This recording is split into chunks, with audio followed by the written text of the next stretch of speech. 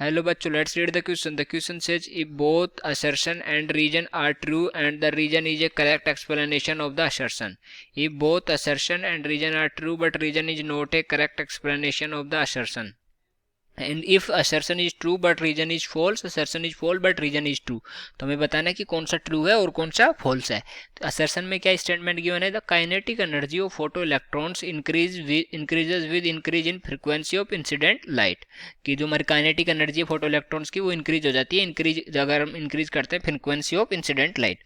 Reason है number of photo electrons rejected increases with increase in intensity of light. तो जो हमारे number of photo electrons होते हैं जो इजेक्ट होते हैं वो इंक्रीज हो जाते हैं अगर हम इंटेंसिटी ऑफ लाइट अगर इंक्रीज करते हैं तो.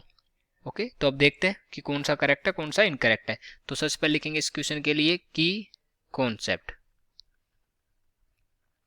और इस क्वेश्चन का जो की कॉन्सेप्ट होगा वो क्या हो जाएगा, photo electric equation. Photo electric equation ये हो जाएगा हमारा किस क्वेश्चन का की कॉन्सेप्ट. ओके, अब हम देखते हैं कि हमारा कौन सा स्टेटमेंट करेक्ट है और कौन सा इनकरेक्ट है. तो उसके लिए हमें सबसे पहले लिखनी होगी हमारी जो फोटो इलेक्ट्रिक इक्वेशन है वो लिखनी पड़ेगी. तो फोटो इलेक्ट्रिक इक्वेशन क्या होती है, इसके केस में क्या होगी, H nu is equal to H nu naught plus kinetic energy.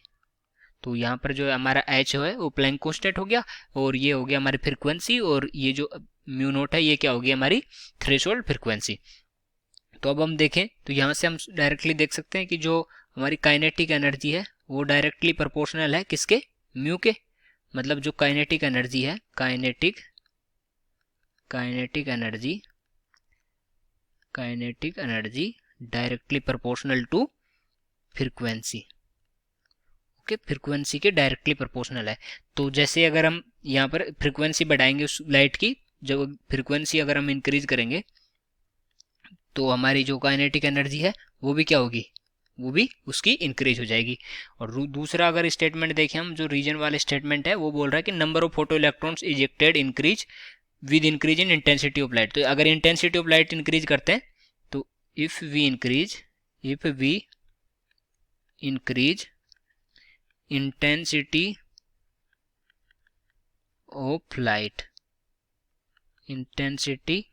Light तो क्या हो गया नंबर ऑफ, तो क्या हो जाएगा number of incident photons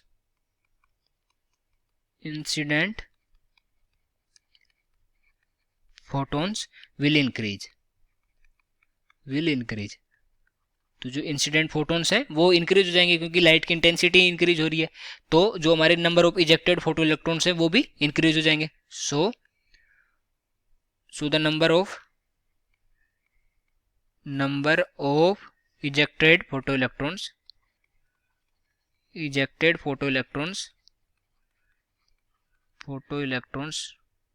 will increase. Okay, तो जो हमारा रीजन है वो भी करेक्ट हो गया. The number of photo electron ejected increase with increase in intensity of light. तो ये भी करेक्ट हो गया और ये भी करेक्ट हो गया. बट ये जो हमारा रीजन है वो करेक्टली इसको एक्सप्लेन नहीं कर रहा. ये दोनों इंडिविजुअली करेक्ट है पर ये जो काइनेटिक एनर्जी वाली बात है इसको एक्सप्लेन ये नहीं कर रहा, क्योंकि काइनेटिक एनर्जी किससे बढ़ती है, फ्रीक्वेंसी को बढ़ाने से बढ़ती है, क्योंकि इसकी डायरेक्टली प्रोपोर्शनल होती है. तो हमारा जो सेकंड है वो करेक्ट हो जाएगा. So I hope you understood it well. Best.